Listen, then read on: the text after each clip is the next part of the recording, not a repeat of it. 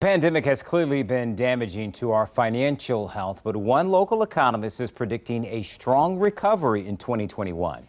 But as News 3 reporter Antoinette Delbel tells us, that largely depends on one thing. Getting the COVID-19 shot may be our best line of defense against the virus, but it could also be key to getting the economy back on track. It's really about vaccines. ODU's economic forecast for this year is looking much better than 2020. The coronavirus pandemic dominating headlines for the past 10 months, with record unemployment and hundreds of shuttered small businesses.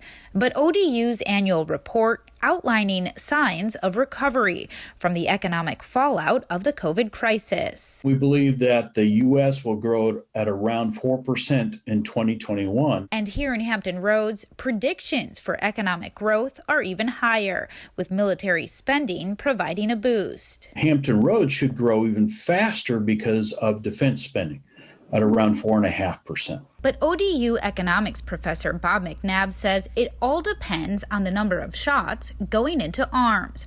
More vaccinations, he says, will eventually lead to more trade, jobs, and vacations. If we can vaccinate a good proportion of the national population, and if political violence doesn't rear its head again, that's the key to revitalizing the travel and tourism industry in Hampton Roads.